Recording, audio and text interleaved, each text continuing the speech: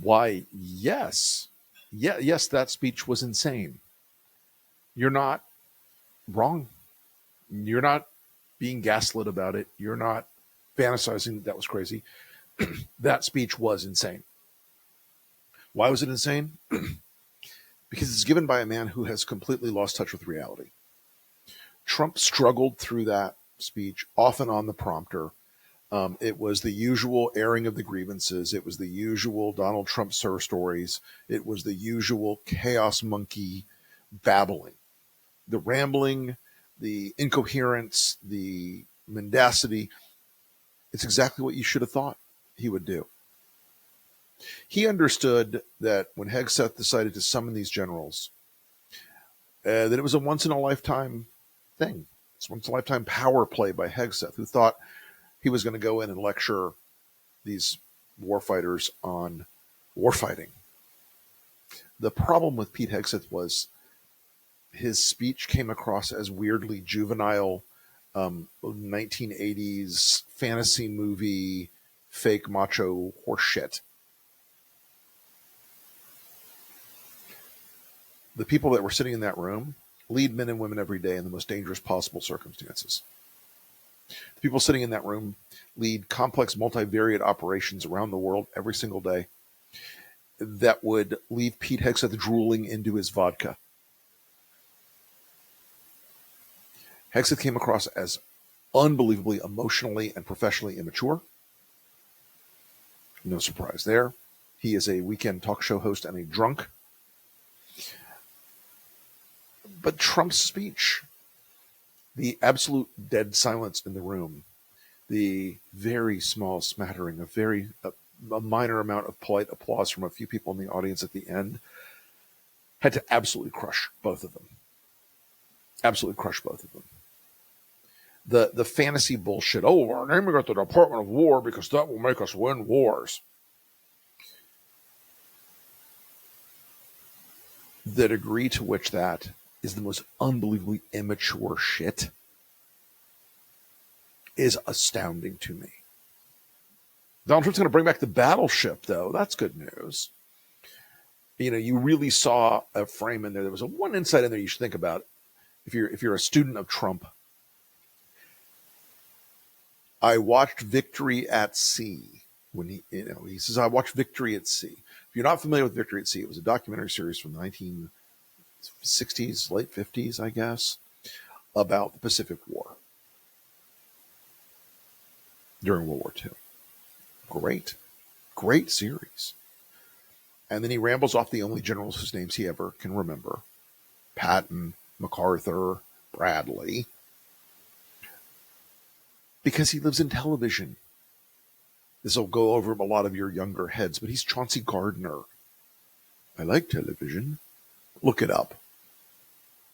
But I want to break something down about this speech, about Trump's performance in particular. We'll set aside Hegseth. He's a joke. He is a clown. A dangerous clown, but a clown nonetheless. But Trump's speech, if you're a foreign power, and we'll start at the top of the risk scale, or the peer competitor scale. If you're Xi watching that speech, you know what you're doing? You're laughing your ass off. If you're Xi watching that speech, you are dying with laughter. For two big reasons. One, it shows you that the Secretary of Defense and the President of the United States are amateurs, clowns, fools, and ahistorical in every way. They don't understand history or strategy or politics or war. But think about what China must have been thinking, that this is not a serious man.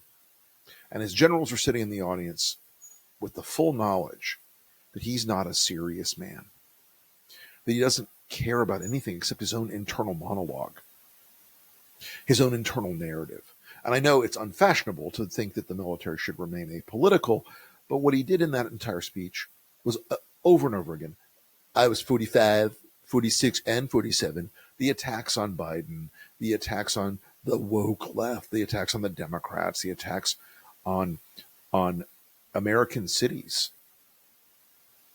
who have different politics than he does, the attacks on American governors. If you're a foreign adversary of the United States, you've had to look at that speech and go, this country is weak and divided. And it's this guy doing it. It's this one guy doing it. The idea that Trump has in his head about the military has always been that they are his, that he commands them, that he runs them for his benefit, just as he's got the Department of Justice being run for his benefit. Now, of the 800 folks that were in the room today, the senior most flag officers and enlisted folks, because I believe I caught a sight of the command master sergeant of the Air Force in that room, there is a real sense, I think, of caution, of nervousness, of looking to your left and to your right and wondering which of these people will follow Trump's orders to attack American citizens. Describing Portland and Chicago as the worst war zones, worse than Afghanistan. If Donald Trump would like to prove that point, I would welcome him to walk, 10 blocks in Kabul versus 10 blocks in Chicago. I assure you where the higher risk factors are is not in the city with the excellent smoked meats and cold winters. But as you watch this speech, if you watch it carefully, and I watched the whole thing, I was burning through a bunch of group chats, but I was watching the whole speech. Donald Trump was not all there. This is increasingly what people in public and private have come to understand. He's not all there. And like a lot of people with dementia, he goes back on the war stories, goes back on the things that he's comfortable with, familiar with, the things, excuse me, the things he's repeated a billion times, the Sir stories, the idea that repeating these fantasies about his accomplishments make them real. They don't. The idea that he can order anyone to do anything, he can't. I think this was a test for the military today, though. And I don't know what the outcome is going to be yet. I'd like to think that I know the outcome, but I don't know what the outcome is going to be yet. Now, were they standing and roaring in applause? No, they were not. And I think that's a good sign. Was there some polite applause in the end? Sure. Okay. But again, it wasn't roaring with applause. Because what Hegseth and Trump both presented was not the vision of the United States military in a constitutional republic with 250 years of experience under its belt, good and bad. What the vision they were presenting to them was sort of the Colonel Kurtz vision. Again, for those of you who are too young, look it up. This sort of Colonel Kurtz vision of the American military. The sort of idea that the only thing we lack is the cruelty and intention to use it as a military force. Folks, we're the people who firebombed Dresden and Tokyo. We're the people who used nuclear weapons twice. We're the people who have waged wars of futility and intensity, and of majesty and of precision in every aspect. Our military is one of the artifacts of a country that has been, from the beginning, built to be pluralistic, built to be small d democratic, built to be small r Republican. What they want is something more, let's actually say the F word. They want a fascist military. They want something that is beholden to the dear leader. Remember, Trump in this speech came right out and said the enemy within. And if you haven't read your 1930s German history, I would recommend going and looking at what happens when you go after the enemy within. The inevitable outcome are people being shoved in railroad cars and taken to camps. Now, that would require a wholesale collapse of the value system inside the military. And I don't think the timing of this works for Trump to accomplish that. At least I hope not. At least I hope not. I wonder if we end up getting suddenly resistance to deploying troops into the streets or attacking American citizens. Remember, Trump said we're going to use full force on Portland. What does that mean, Donald? Airstrikes? Drone strikes? What does that mean, full force? Look, because the truth is he will ask the military to do these things. He will ask the military to press and press and press and press harder and harder and harder against the law, against the boundaries that traditionally our military has observed, against the American people. There's a reason why Pete Hegseth is in that job. It is because he will follow whatever order Donald Trump gives him and tell the military, you will do X. You will do Y. And these aren't against foreign enemies. These are against domestic enemies. If you don't believe that they're going to, at some point, accelerate what they're doing, good luck.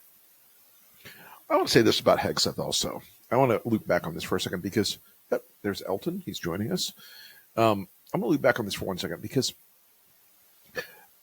Pete Hegseth's vision of the military, this idea that it's just about sending warfighters to kill bad guys, it's a very appealing vision. I understand why a guy like Pete Hegseth, who has limited intellectual capacity, would believe that is the only thing the military does.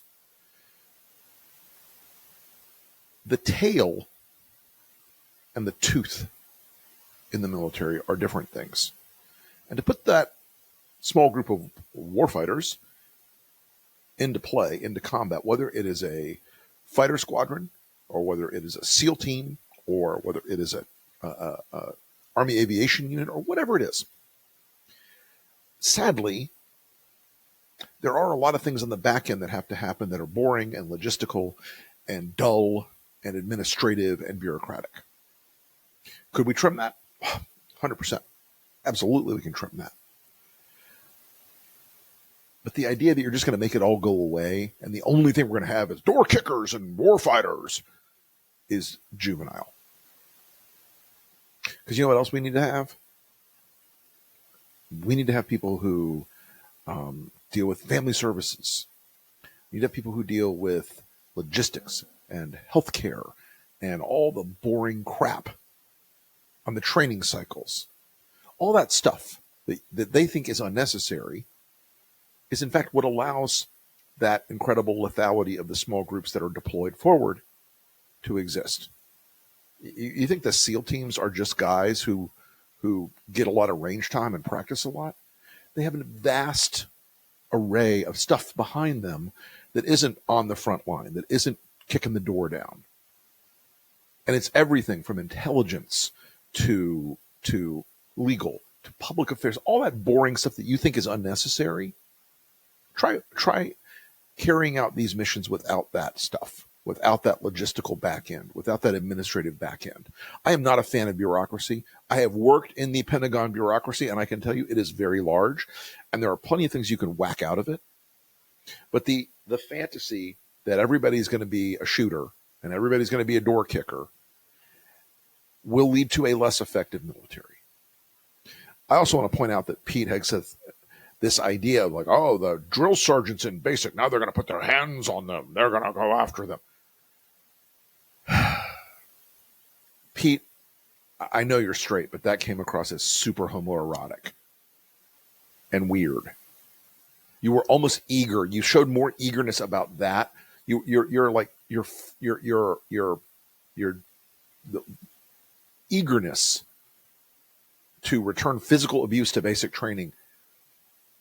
That was weird, bro. Did something happen that we should know about? That was weird. That was very, very weird, Pete.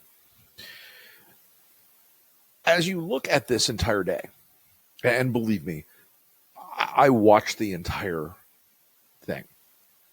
I had much better stuff to do this morning. I have got a book to finish, and I am slamming away at it. I'm ahead of my curve for this week already, so, well, forgive me.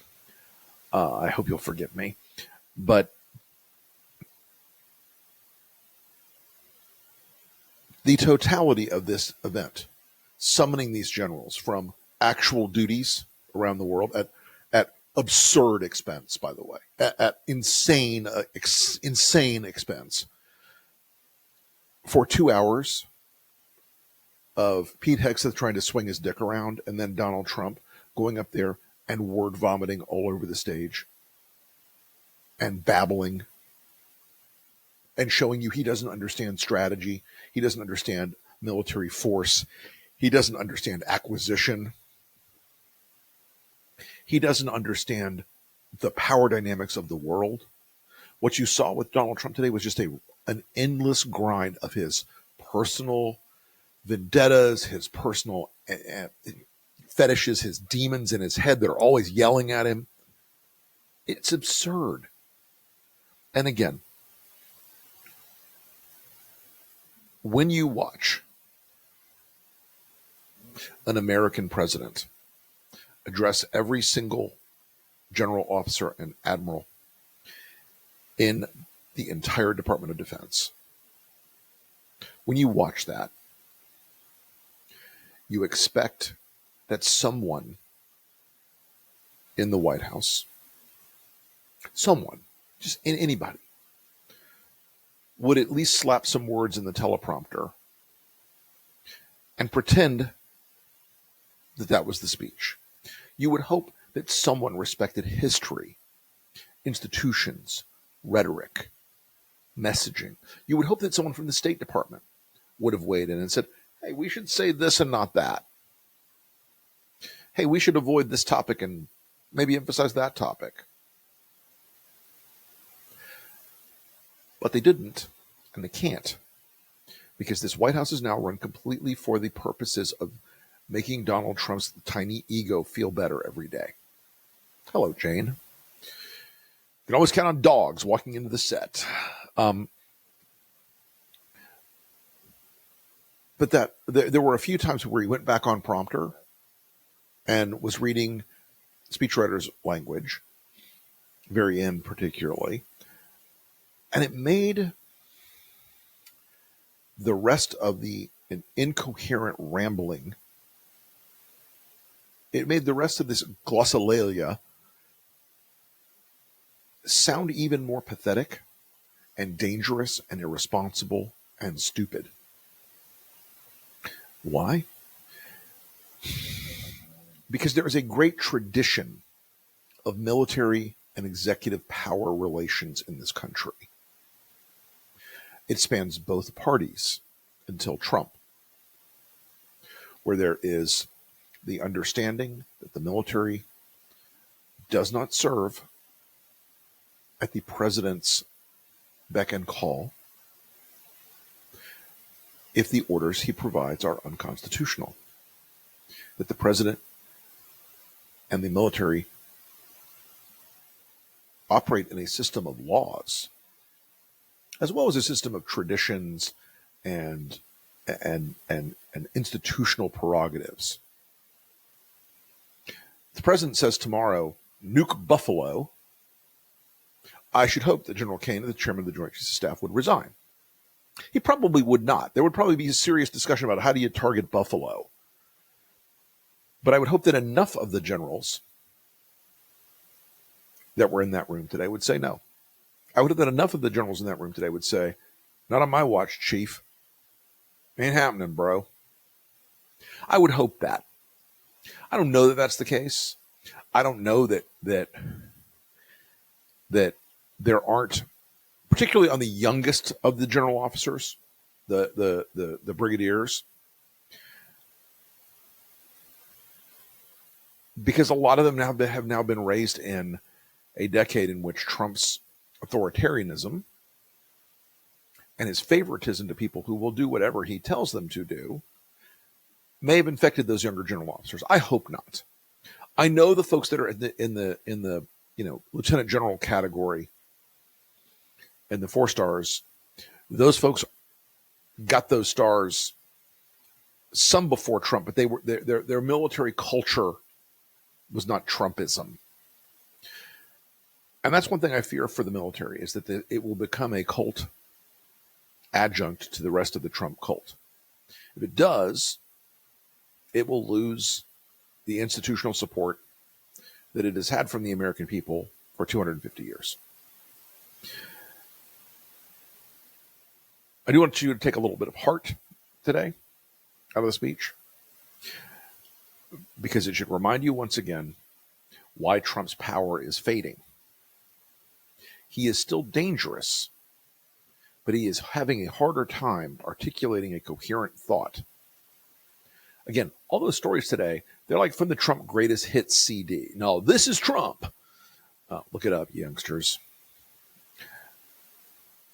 And that Greatest Hits CD is discursive and weird and ego-fellation for himself. But he's having a harder and harder time to hold all that together. In a real world, J.D. Vance would be on the phone with cabinet members going, okay, time for Dad to go to the nursing home, 25th Amendment time, because it was that bad. It was really that bad. Folks, but take heart. He is not mentally what he was a year ago. He's definitely not mentally what he was 4 years ago. He is absolutely not mentally what he was in 2016 when he entered the picture. He is slipping. He's freaked out about Epstein. He spends most of his day thinking about that. That's most of his mental bandwidth.